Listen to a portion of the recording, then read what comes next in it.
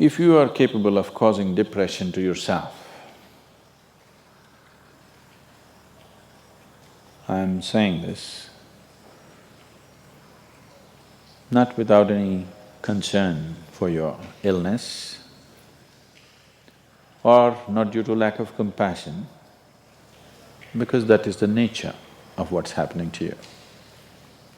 If you're causing depression to yourself, you are able to generate substantial amount of intense emotions and thoughts, but in the wrong direction. If you don't have very strong emotions, very intense thoughts about something, you cannot get depressed.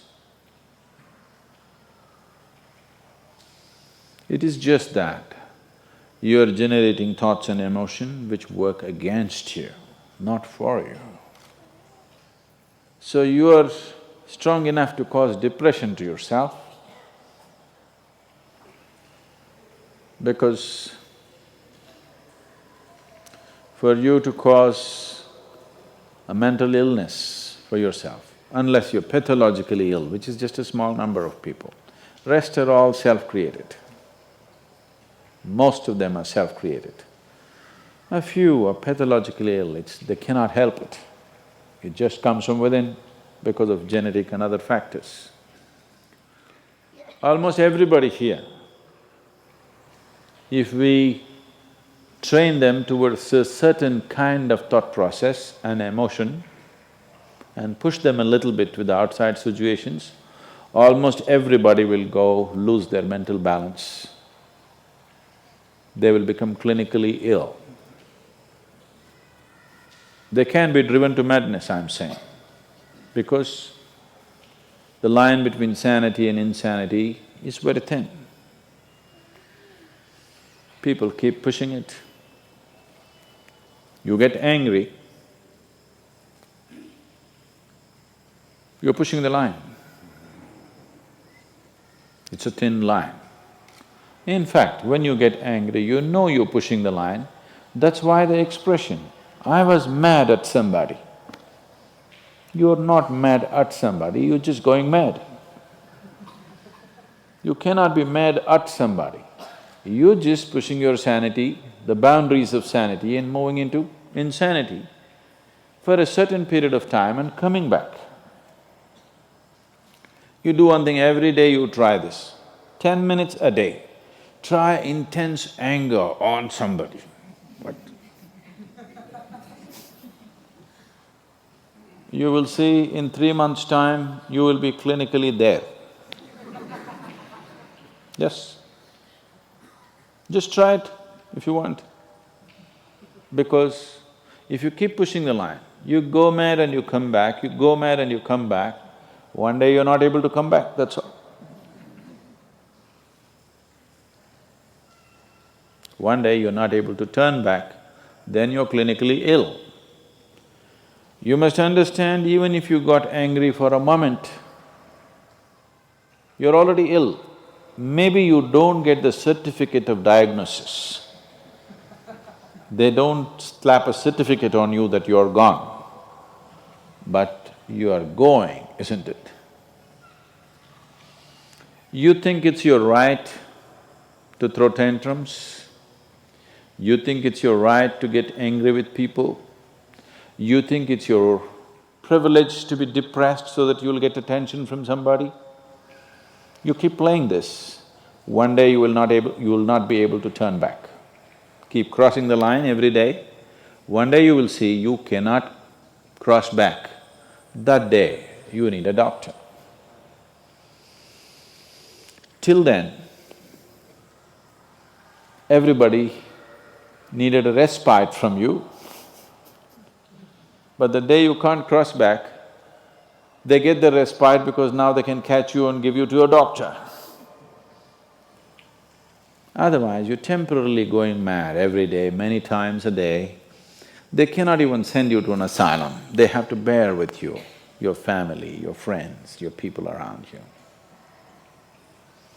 If you get at least truly clinically ill, we can hand you over. There's one temple in Tamil Nadu, where they chain you and keep you.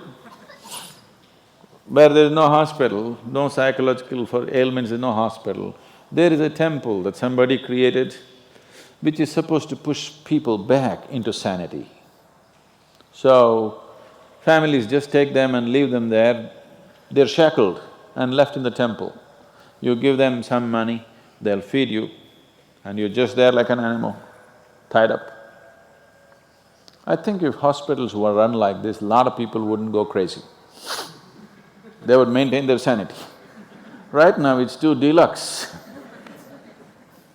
If you make hospital extremely comfortable, it'll become an incentive to become sick.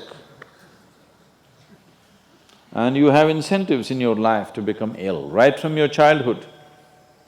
You got the maximum attention only when you fell ill. When you are happy, they screamed at you. When you squealed in joy, they screamed back at you, adults. You… then boo-boo, boo-boo, boo-boo, boo-boo. When you are a child, physical illness is good because you'll get attention from your mother and father and everybody around you, and you don't have to go to school on that day. So you learn the art of falling physically ill. But once you get married, you learn the art of becoming mentally ill. Because if you want to get attention, you go sit in a corner, act depressed, people will pay attention to you. So, you keep playing this game, one day you're not able to cross the line back. That day, you're clinically ill.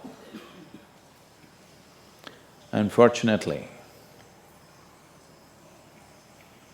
in many ways, not just in the way that I said now, in many different ways, I would say 70% of illnesses on the planet, all kinds, are self-created.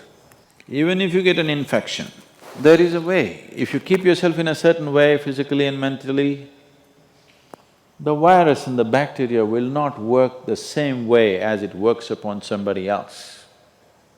If you set yourself like this, no matter what's happening, anyway, I have to go and do this, this and this. There's no break from that. The last 29 years, I have not been able to cancel one program because I'm running temperature, I got a cold, I got this, I got that. It doesn't matter what's happening, what you have to do, you anyway have to do. You can't turn back on that. Either out of your commitment or you have a boss like that. One way or the other, if it happens, then you will see, you will not at all fall sick so often. Because if you have temperature, you still have to go. If it's summer, you still go, right? Now, a lot of people don't go. It's a little hot outside, they don't go and work. Little cold outside, they don't go and work. A little raining, they won't go and work. A snowflake, they will not go and work. This is just weather. So for every change in weather, if you have the comfort of covering yourself in a blanket and lying down, once you create that, your body will learn to fall sick as often as possible.